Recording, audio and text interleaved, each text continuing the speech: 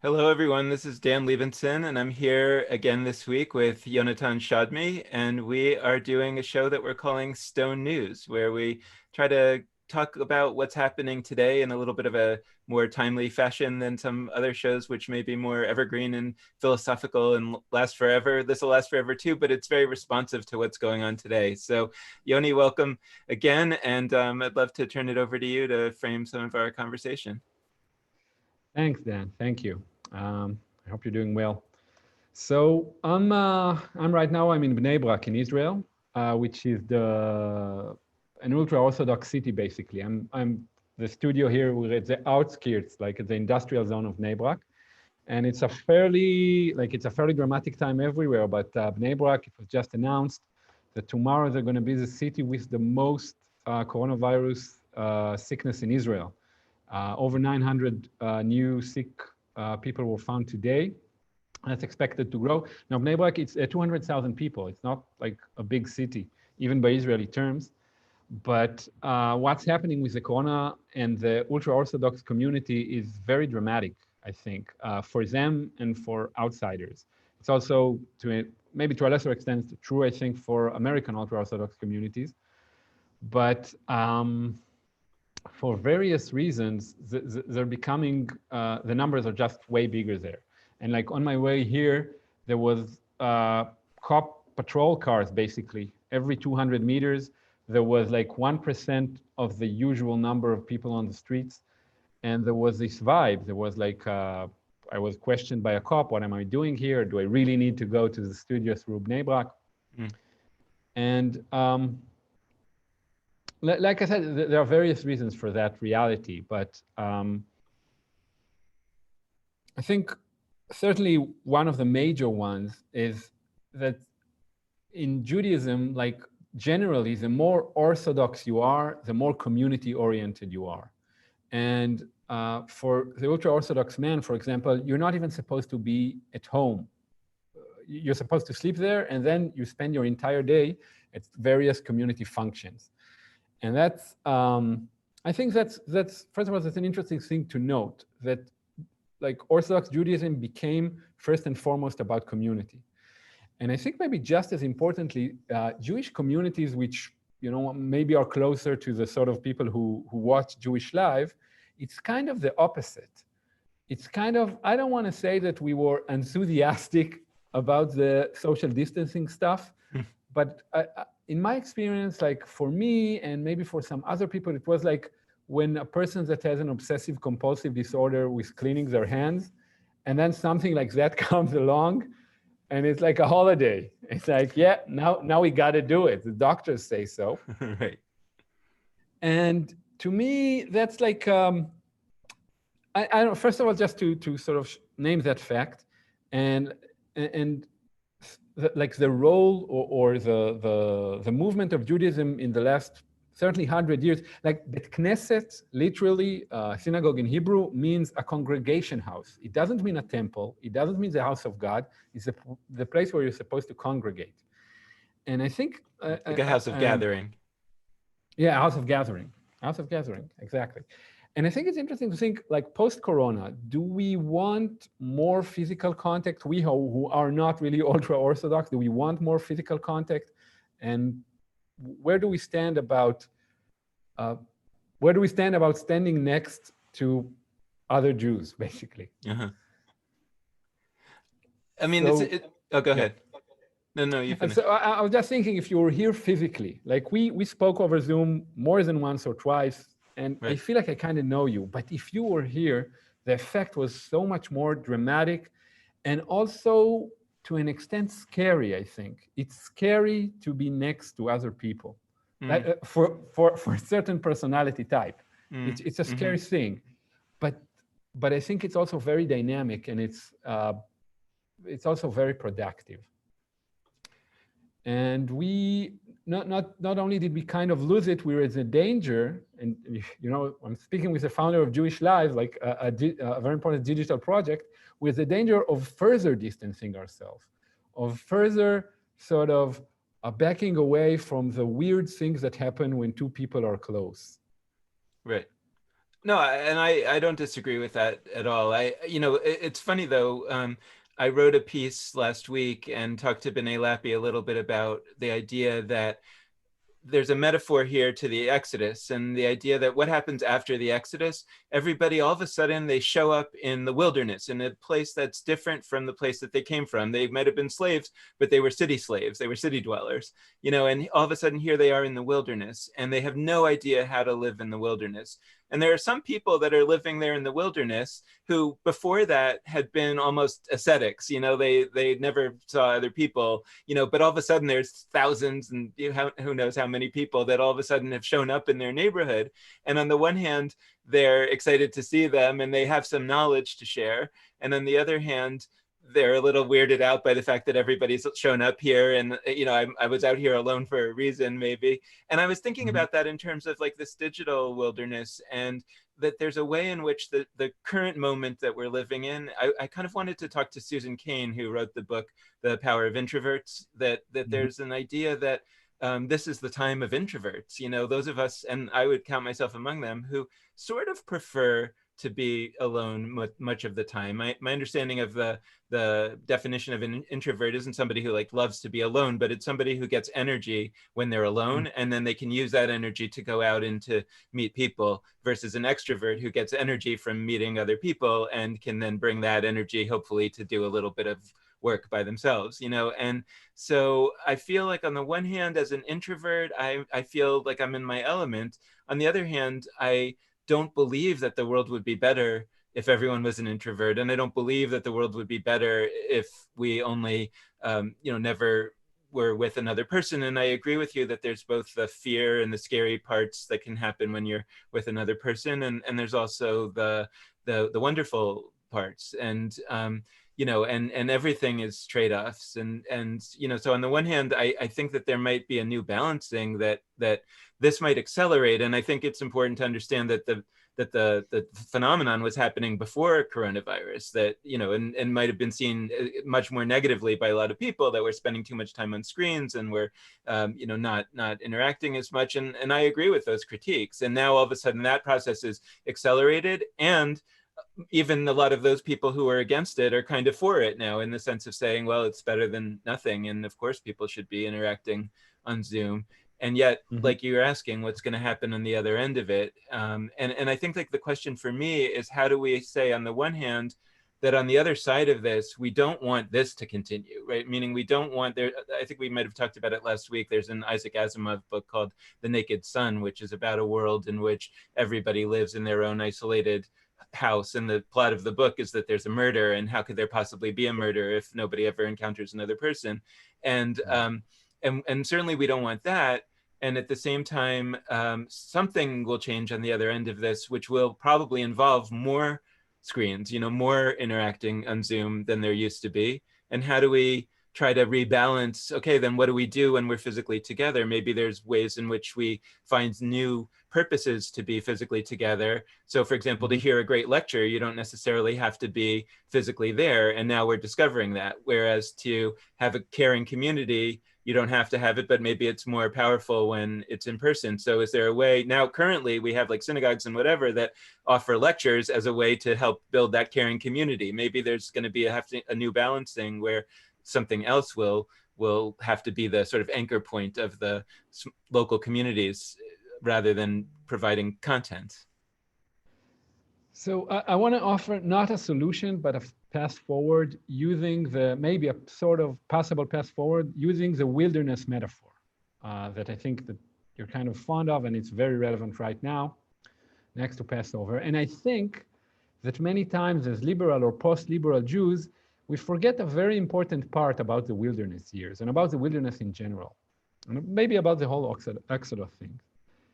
Exodus is about going back home. The wilderness years did not end in the mythical story in a new land. They ended where we theoretically came from. Mm-hmm. And that's very important, I think. So, the, the, like, who's like, Christians are really good with that part. There's a Christian hymn, a Christian song that talks about only crossing River Jordan, only going over home. It's a song about many things, but about death. And I think it's a really important part about the wilderness. And what that means for our current context is that we don't get to escape our bodies. We don't get as introverts, we don't get to escape being vulnerable and being in a place that is not convenient for us and not comfortable for us. We still have to go back home. And even if you were raised like in an abusive home, God forbid, this is your home. You still need to get back there in a way, maybe in a new way, but you still, a lot of times, again, as progressive Jews, we want to build something new. We're really excited about what's new. And then what that story tells us, even like, okay, leaving Egypt and going through the wilderness and that whole drama, it's ended here where we started, basically. Uh-huh. And so what that means in the context of Corona, I think, and what we started with, what's the horrible things that that's going on for ultra-Orthodox communities all over the world, is that we don't want to give up on that vulnerability. And also, at the same time, ironically, like this is one of those things, and I think most of the important things in life, you can't aim for them directly. We kind of discussed it last time. You can't, like the way that you choose your partner in life, your romantic partner, the way that you choose your line of work, it's not directly. Most people don't have like an Excel sheet where they have the pluses and the minuses. Instead, the way that you go home needs to be more instinctive. And I think we need to be wary of sort of clear solutions right now. What we want to do is sort of, so let's take community, right? So you can say, well, the ultra-Orthodox community in that regard is great. Let's learn from them how to build a community. And I think a lot of Jewish efforts right now in the US and Israel, progressive efforts, are about building a community. But here's the thing. Communities, great communities, usually are not created when that's what you aim for, when you aim for building a community. And the ultra-Orthodox are not aiming for that either. If you think like how you got your best friends, it can be, for some people, it's college. Here in Israel, it's the military. And college is about education, and the military is about military service. It's not about making friends, but somehow this is where the people make the best friends, the lifelong friends. So this is true for community, I think, and I think it's true for many things in Judaism. If we aim directly at them, as modern people, as secular people, as rational people tend to do, we're going to miss. It's not going to work. Instead, we need to aim for something else. I'm kind of hesitant to say that part out loud, but I think that something else can be, needs to be God. And it's like the G word. That's just where I am. Well, you know, and I guess my question would be, among other things, you know, why? Meaning, like, I don't disagree with everything that you said, with anything that you said, except the the last point. Only insofar as that I think that could be one of many. Meaning that what I'm saying is that I'm going to pick up on what you were saying, which is that community. We have amazing community from college, from the army, from all kinds of experiences. So I agree with the idea that community comes from some area that we share in common, not from community itself as a value. But I don't think it has to be only God. I mean, I think that God is, for many people, an effective thing that they care about and have in common and want to explore or want to experience. And so they build community with the people who passionately feel that way as well. The question is, you know, are there things that one can do to invite more people into that community, because maybe people are feeling excluded from it because of certain language that we're using, including the word God, right? Meaning that I think there's a lot of people who, you know, I think a lot about how if somebody today who considers themselves a believer would go 200, 500 years into the past in a time machine and sit down with somebody from that time who considered themselves a believer and would describe the God that they believe in, that person Yeah. would say, so you're an atheist, right? Because you say, Yeah. it's like, well, it's like God, Yeah. does God have a personality? Does God, rewarding and punishing? Of course not. No, it's God, so, well, what do you think God is? Well, God is a force. It's something greater than the sum of the parts. God is some kind of sense that we have. And they'd be like, yeah, that's not God. That's not what we think of God as a guy, over here, right? So, I mean, Yeah. that's a simplistic idea. So what I'm saying, though, is that I think there's a lot of us today who believe or have some or want to believe or want to experience something that's greater than the everyday. And a lot of people, by the way, Michael Pollan wrote about this recently, are finding that with psychedelics. And Mm-hmm. Mm-hmm. that's real. Like, on the one hand, you ask people who've taken psychedelics who are smart, and you say, like, you understand, right, that you took a drug that changed your brain chemistry, and that's why you Mm-hmm. had these transcendent feelings. And they're like, I do understand that, and yet I also Yeah. believe that I saw something deeply true and real, and I have tremendous respect for that. And so Mm-hmm. I think that a lot of us, including me, have some desire to explore something sort of more deep. Now, the Yeah. problem is that if we call that God, then I Mm-hmm. kind of feel, okay, now you're lumping me with these people who are talking about God as like this man in the sky, and Yeah. I don't want to be lumped in with them, and I don't actually want to have community with them, because I actually don't have the thing in common with them. I want to have community with you because I think that we actually are aspiring towards the same thing, except that you're comfortable calling it God and I'm not. And that's Mm-hmm. that's the one area where I kind of raise the question about, like, the word God. Sure. Sure. I completely understand. So two things about that. First of all, like a technical thing, I'm not talking about, you mentioned other people. I'm not talking about the second person in that community. I'm talking about you, Dan, or about the viewer. You begin with yourself. This is, I think, another mistake that we make as modern, effective human beings. We think strategically. Don't think strategically. Think about yourself. Now, God, it's a very loaded word. So let's unpack it. Like, I did a lot of reading about God, a lot of theoretical reading. I mean, obviously in Judaism, you can start anywhere, Rambam or elsewhere, earlier, until a person told me something that kind of freed me. And he said me, look, have you experienced God? And I said, no.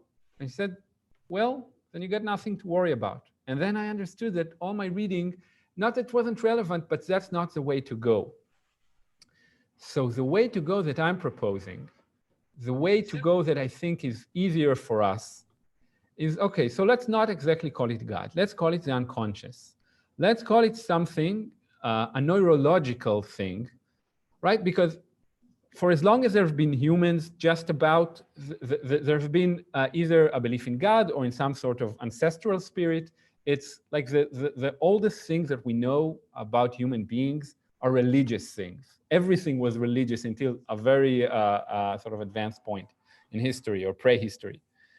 So there's something there. And you can say, well, that whole God thing is just in our brain. Like you said, it's just a chemistry thing. And I think that's fine. That's fine. So let's, but we do have that need. We do have something inside us, not even need, just something that responds to that. And so to get back to our earlier point, so we say, okay, we want to have a great community. We want to have social justice. We want to have the 10,000 things that we want Judaism to do. Let's not aim at any of them. Let's instead at least consider the unconscious for a moment, because under sort of this kind of spiritual path, those things will come. Community will come, social justice will come, political effectiveness will come, but not when we aim for them directly. We need to take it from sort of the political and very sort of tactical level a step back. So I'll just give one example of doing that, and that's like Zionism. Zionism was a very much on the ground movement, but before there was a movement, there was prose, there was a lot of literary works. And I would argue that before that, there was a dream. And I would argue that even before that, there was a very basic notion. The basic notion of Judaism, of Zionism, is what we started with. It's going home. Shivat Zion, the return to Zion, the sort of unconscious, deep idea that guides it is the idea of returning home.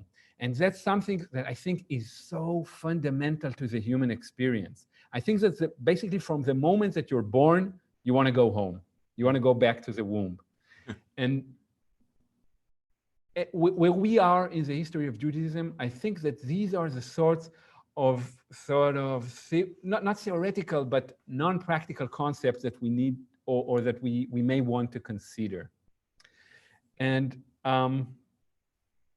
what that means is sort of taking a pretty different path, because the unconscious, again, all these ideas, you can't approach them directly. They really show you the limitations of language in a way. And this, again, goes back to what happened if you were here next to me? Maybe we would have had the exact same conversation, probably not, but also other stuff would happen. I don't know if it's chemical, it's biological, but other stuff. And I really believe in working on that level.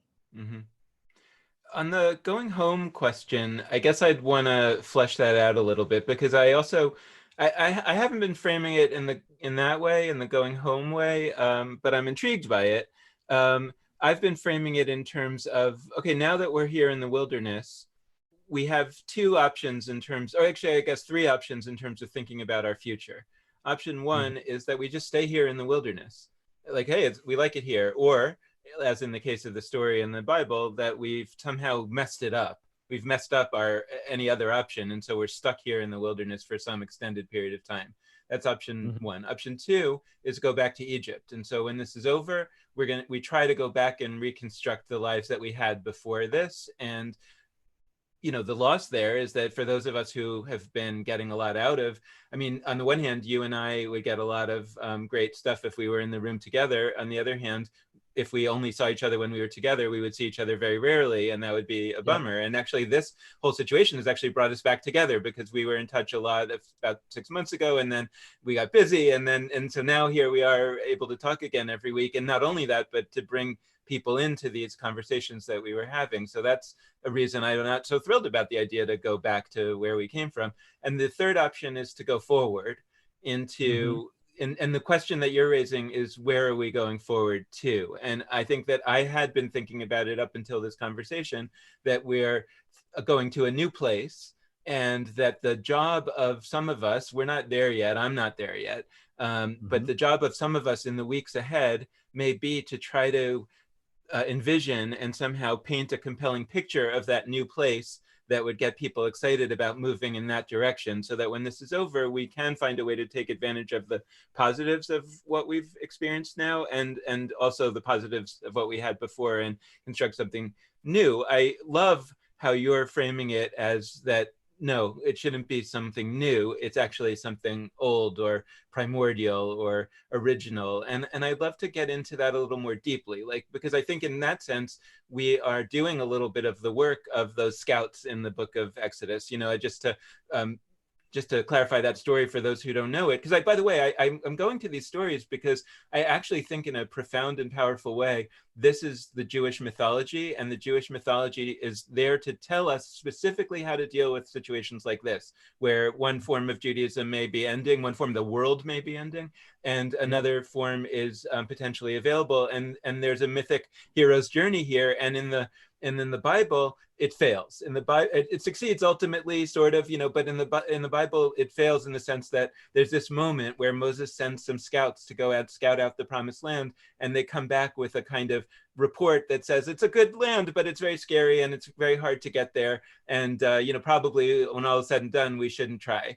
And as a result, it's in the Bible, it's phrased as a punishment, but I read, when the Bible talks about a punishment in mythic language, I read that as these are the natural consequences of these kinds of actions. And when you fail to have a vision, then you will be stuck where you are, especially if going back isn't an option. That's just simple. So I feel like we have to ultimately develop that vision. And I was thinking we should start doing that in a few weeks, but I feel like we're starting to do that right now. And I would love to, and there are all kinds of ways in which the scouts in that story messed up. And one of them was, in my opinion, that they brought the report to the people prematurely. That's a little bit something we're doing it right in public view. So I hope we're not screwing that up. But this is more not a report, but deliberations, I guess. And so I'm thinking, if you could clarify a little bit this idea of what what does going home look like? Meaning, like, what is the sort of primordial human condition? I think is what you're saying, that there's some earlier state of a human condition that was more conducive to a good life. And for the last X amount of years, we've been living in actually what we thought was the good old days, just like the people who say they want to go back to Egypt. Yep. We thought it was good, but it actually was bad. And now, or, not as good as it should have been. And this opportunity is giving us the chance to go back to that home. Could you describe what the home looks like that you're talking about? Okay. So at this stage, I would encourage anyone who's watching to imagine their home, not necessarily the physical home, not even their parents, but just their home, where that word takes them. But generally, home starts, and I'm using it the unconscious. God starts when you let go. And again, I think Christianity and also Islam are really good at that part. When you let go, and sometimes it's being described when you break. So let's think about a really small break. Like we right now live, we have this red little dot, and in our imagination or in real life, someone is watching us. So I think it's good to imagine what happens when the red dot goes away. And sort of the parable here, let's say you're in an exciting prayer or something like that, an important ritual, and it's really working and the ritual is great. But then what happens when that stops? This is where life begins for me. And it's a lot of times it's visualized as sort of, when you do this. Or for some people, video games is a good metaphor, or watching a movie. You watch a movie and the movie ends and you're back in life. You do this. And then a lot of the times the ideas you discuss, they may not seem as important and you can feel good, but you kind of, you become grounded in a way. Right now, we're building off each other. We're kind of building a great structure or an interesting structure at the very least. But then, oh, well, the day continues.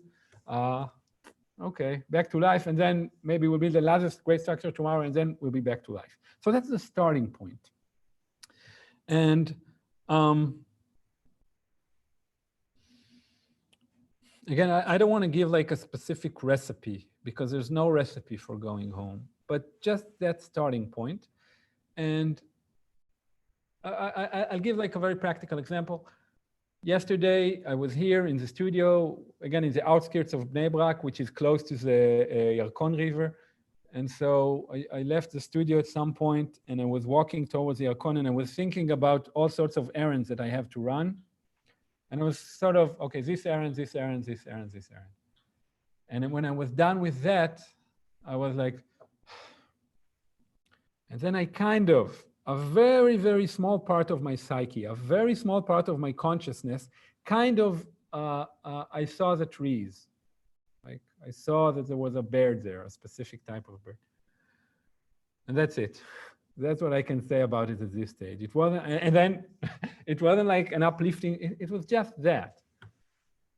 So that's what I can say about that.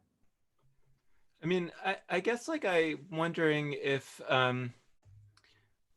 yeah, I mean, I think we should think about it more because I do think that that there's a that if we think about the era of the scouts, the spies in the Book of Exodus, that part of it was that they didn't express a compelling enough vision to the people, that they came back. If you read the story, I just think these stories are just brilliantly written mythology, and I wish that people would see it that way. That they come back and their description of the land, meaning their vision, is it's a land flowing with milk and honey. Well, on the one hand, that sounds wonderful. That's a very compelling vision. But on the other hand, that vision was what God said to Moses at the burning bush. So they actually have added nothing new. So the people are kind of like, yeah, I already knew it was a land flowing with milk and honey, but give me some detail. Give me a way to understand, because land flowing with milk and honey is too abstract for me, and I can't get excited. And I know what my old life was. It was very specific. Yeah, it involved getting up early in the morning and being a slave and building pyramids and whatever, and it wasn't very good, but it was specific and concrete. And so now, and then the scouts come back and they say, yeah, and the difficulties are, there are these giants that live there, they have fortified cities, they're gonna kill us, and there's all kinds of, and then it gets worse and worse, and it's like, okay, so you're giving me an abstract vision with extremely compelling and specific obstacles on the one Yeah. hand, and on the other hand, I have a very specific vision of kind of Yeah. what I thought was home looks like. And so somehow Yeah. I think that we have to get to a place where we can say, well, this is what our life might look like on the other end of this. And I think it also has to be sort of responsive to the wilderness. And I guess I would go back to also what you were opening with in terms of the ultra Orthodox and what's happening there, because read in terms of the mythic language, I kind of am reading them in a way, ironically, as those people who, those Israelites, those Hebrews who early on in the Exodus story talked about wanting to go back to Egypt. And we're taught about them in a way that they are like sinners. I don't think that they're sinners. I don't think that they're faithless. I think that they are the people who probably were in the best position back in Egypt. They were the people for whom Egypt was not quite as bad as maybe it was for the other people. So some people come out and they're like, oh, this is a relief. It was so terrible. But some people are like, I don't know how to live out here. Or maybe it's not even that they were in the best condition in Egypt. Maybe it's just that they're the people who never went camping in their life. And so when they come to the wilderness, it is extremely scary. And so in a way, the way I see the ultra Orthodox is that the irony of it is that the thing that made them most successful in the pre-corona period, their communal, their community, their focus on being together, which created such strong bonds of community, of mutual aid, that is exactly what got them in trouble.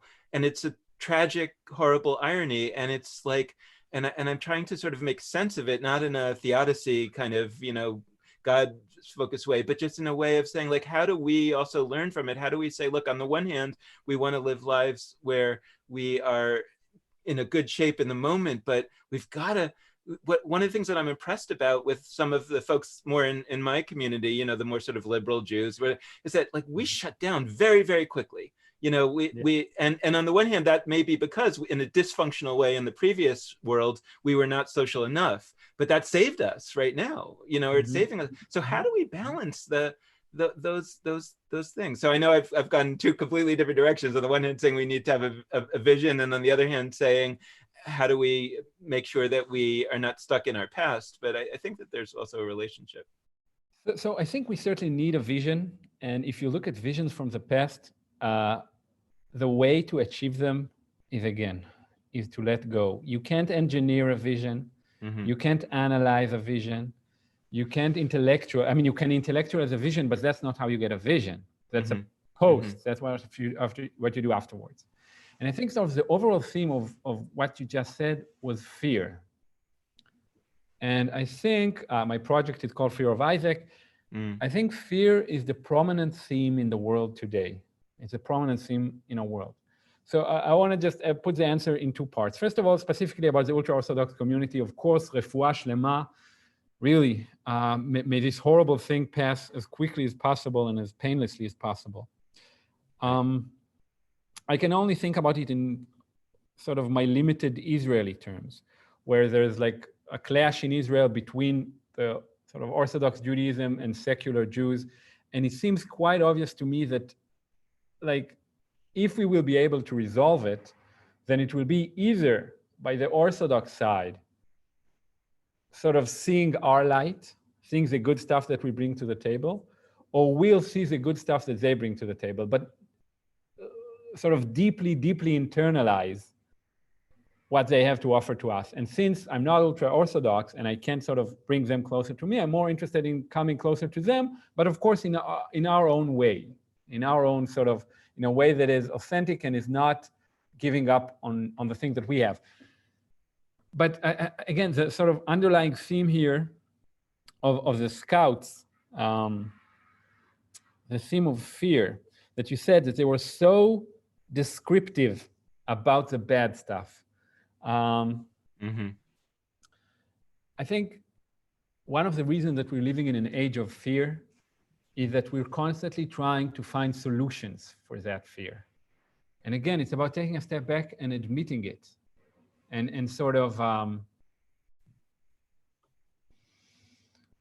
living in fear. I'm trying to do that as we speak. Man, yeah, it's certainly there. You know, the Seder is coming soon, and we don't know if people will be coming or not. And like, this is, I have two small daughters, and it's not like big fears. I mean, thank God we were well, but I'm teaching her the Haggadah, like the first time in her life, basically. She's 3, the older one. And just this morning, I was sort of able to get her attention for the first time. And I'm wondering if I don't know how to manage fear for her, because the Haggadah is super frightening. Right. And I'm afraid that I kind of butched that. And it's so important to allow it, but fear in general, what we want to do about it is to have it present and not have it destroy us, and have those two things. Because a lot of the times, the people who are really able to actualize fear, like the scouts, they're being destroyed by it. Right. And they're able to actualize it. They really paint a picture, Right. but it ruins them. Right. But the other sort of people, I think the people that we are perhaps closer to, are speaking in the language of hope, and speaking in the language of very impressive theoretical structures, which we have a lot of. We have psychology, we have, like, again, all of those things are great. We have postmodernism. Those are great structures, but are they really helping us? And if they're not helping us, it's not because they're not working, it's because we're not sort of allowing the fear to really inhabit us. Right. Well, Viktor Frankl talked about the people who survived the concentration camps. I mean, not the, obviously a lot of people didn't survive because they were murdered, but the people who survived in terms of that they weren't murdered, but a lot of people killed themselves or just died of all kinds of diseases, and also just of hopelessness. You know, he talked about the people who survived, that they were people who were sort of neither the optimist nor the pessimist. They were the people who had a realistic understanding of the horrible and frightening situation that we're in, and that it might stay for a very long time, and also didn't lose their hope that, and their belief that it would be over in the end eventually, you know, that this was not permanent. And because if they didn't have hope that it would ever end, then you would become depressed and you would die in one way or another. And if you had a false hope and thought it was going to be over, you know, next week, and then it wasn't over next week, you would also become extremely depressed. And so you know, so that's where, like, I also think that it's important to on all the levels. I mean, things like, how long is this situation going to last, and that maybe you know, I think a lot of people are very focused on that. On the other side of this, a lot of the institutions that we might have known and loved are going to not be there anymore, because whether we're talking about Jewish institutions or restaurants or all kinds of things, because of the economic challenges, and all that is true. And the question is how to look at that in a way that is realistic, but also hopeful, that says, yes, and also we'll have a time of pain and then we'll recover. But don't delude yourself into thinking that, you know, the pain isn't going to be there. And the question is, how can I live with that knowledge of pain? And maybe this is also right. I mean, I could imagine that talking to people who live with chronic illness could be really valuable in a time like this. How do you live with this pain, but not with fear, you know, or with you have fear, but you're not overtaken by fear. And and I just feel like there's, back to the idea of the people who are already living in the wilderness. I feel like there's real learning to be had from people who were already in the wilderness that we're finding ourselves in now, back when we were in a more stable situation in our Egypt, you know, and those are people with chronic illness. Those are, somebody was talking about that we should be talking to people who survived and lived through the AIDS crisis, you know, that were, you know, gay and lesbian, for example, or mostly gay men that were actually in great fear that they were going to get AIDS, or they did get AIDS, but they survived and made it through until there was a medicine, you know. And so, like, these are the people who have the life knowledge, the wisdom to tell us how to make it through a period like this, and not only make it through, but make it through to a promised land, whether that's a Sure. future state or back to home. And Mm-hmm. because I feel like those of us who've been fortunate enough to live a relatively blessed life don't actually, that's what I was trying to say about the ultra orthodox Yeah. too, is like we actually don't have the tools that we need for a time like this. And on the one hand, I feel like a little like bitter, why don't I have the tools? But the reason why I don't have the Mm, tools is because my life was pretty good, so I can't be bitter yeah. about that. Yeah. That's So I want to challenge you on that, Dan. okay. I want to challenge you on your life being pretty good. And like, I think a working definition of wisdom, the danger of wisdom, I think for people like us, and I'm going to leave the us here very ambiguous, is that it's neat. That you say, well, like it's, or more than neat, that it's true, that it's sort of exciting. But real wisdom, useful wisdom, is one where it's, again, where it penetrates you. And while, of course, it's definitely praiseworthy to sort of look for leadership in places where people didn't use to lead. But for that wisdom and leadership to be useful to you, you need to be able to identify with them. So let's pick just one thread. I enjoyed your conversation with B'nai Lapa the other day. That was great. And so let's talk about the gay community. What I feel personally, sort of the great gift of the gay community for me was the idea of queerness. Mm-hmm. Queerness, and there's tons of way to understand queerness, but one way to understand it is the feeling that you are not relevant. It's not even when you read about this stuff, gay people in certain times and certain places, many times and many places, unfortunately, it's not just that they felt unloved. They felt not relevant. Mm-hmm. They felt as if, everyone is living their lives with the internal logic of society, and they're just not relevant for that. As if they're not even human to an extent. And that's useful if you can find that part within you. And I think the amazing thing about queerness, for example, this is just one example, this is true for any disadvantaged community, is that you have that stuff within you as well. And I think if we talk about going home, and if we talk about home, like that most sort of gentle and delicate concept that we have, to really sort of, you want to be able to reach the bad stuff. I want to say directly. And sort of the gay community and people that have the queer mindset can help you with that. Because for them, the bad stuff at times was so present that they couldn't ignore it. Mm-hmm. And this is something that would be useful sort of to go through our defense mechanisms and find that fear. And I'm just reminded with one thing, we're about to finish, but so just one last story. Not even a story. I was told that in the Soviet Union, a lot of time when you were asked how you're doing, you were supposed to say not so good. And that many people who immigrated to Israel or to anywhere, to the US, and it's even more pronounced in the US, it was weird for them that the people asked, how are you? And they said, not so good. And people reacted as if they crossed some social taboo. And so what queer people can teach us is how to sort of cross that specific river and say, yes, that's the bad stuff. I'm living with that bad stuff. I'm an adult now, but I'm allowing for that bad stuff, not just to be present, but to guide me. That's another thing in the queer experience. This, like you said, the biggest sort of problem or issue became the most important thing. Even ma'asu habonim hayta lerosh pina. The stone that the builders cast away became the cornerstone. But wait, how is that a challenge to what I said earlier? I mean, I agreed with everything that you said, so I'm trying to understand what I said that you saw as a challenge. I'm saying that, thinking that you had a pretty, and this is very common, I think, saying people that sort of want to reach out, say, to the queer community or to other disadvantaged community, and they start by saying, which is, it's okay, but I had a very sheltered life. I had a very protected life.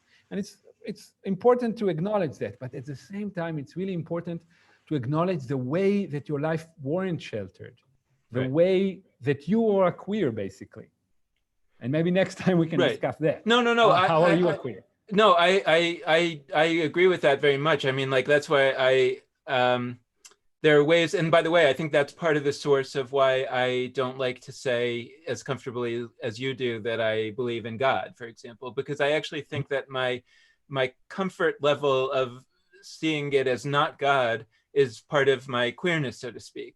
Meaning, it's the reason why I felt cast out from the Jewish community before. So I wasn't trying to say that my Jewish life was all that great. I was trying to say that my human life was largely relatively comfortable, relatively, so that I can see the attraction of saying if this could only be over, and I could go back to that life, I'd be satisfied. But no, I mean I think that both Jewishly and I would say more broadly, and this is where I, for example, had a conversation with B'nai, or in our conversation with B'nai, we talked about how from the perspective of, let's say, relatively prosperous Americans who have good health insurance, there's so much fear right now because coronavirus can kill you even if you have great health insurance, not because you couldn't recover from it, but because there's no resources in the hospital, no ventilators. So even though you could have recovered if you could have gotten yourself on a ventilator, there are not enough ventilators. So you might die even though you're prosperous and have good health insurance. That's very scary to a lot of people.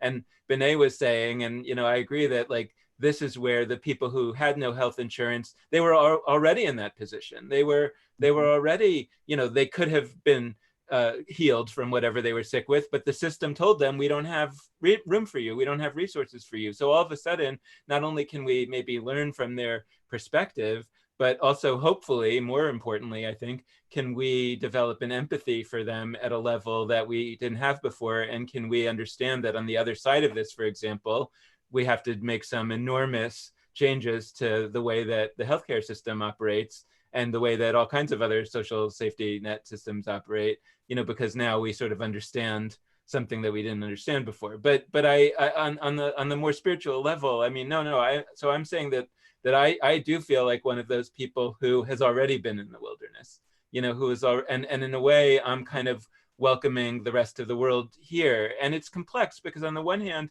there were parts of being in the wilderness before this happened that I hated. There were parts that I said I wish that I had a community of people who, for example, took the Bible and its stories extremely seriously, but didn't When you were believe. growing up, yeah. No, I mean like last week, like a month ago. I was like, if I had a community of people who just would love to talk about the Bible as wisdom and mythology with me, and not like nice stories, but I mean the deepest wisdom, meaning like the Bible to me is a work of mythic genius, of great wisdom, great wise minds of our past who, and this is how B'nai talks about the Talmud, who knew that we were going to face a situation that they faced thousands of years later, and who packaged that wisdom through a set of stories so that they could be available to us today. And I have until now not really had a community with which to talk about that stuff that way, that because either someone says I'm religious and I read it in a religious way, or I'm not religious and I don't want to talk about the stupid Bible, and so I felt terrible at those times. I was in the wilderness, but I didn't want to be in the wilderness in that regard. And then there was another way that I've been in the wilderness as an introvert, as somebody who has been doing a podcast for the last 4 years, where I sort of found my place in the wilderness. And I said, no, I do love this part of the wilderness. So now I feel like I'm welcoming people to my digital wilderness, and that feels kind of good in the sense of like, hey guys, I know something, could I help, and sometimes I'm frustrated that people aren't ready to help yet, and I'm like, I can even just show you how to stream from Zoom to Facebook, it's like, meaning just, I want to teach the world, you don't have to only have these Zoom rooms, anyway, yeah. and things like that. But then there's also the level of the spiritual loneliness, which I wonder too if that's where, so on the one hand, like it's a kind of queerness, and I think I have something to say to the world because of having been in that lonely state, and yet I also wonder whether there's a way to welcome more people into that element of the wilderness as well, so that I wouldn't be so lonely spiritually.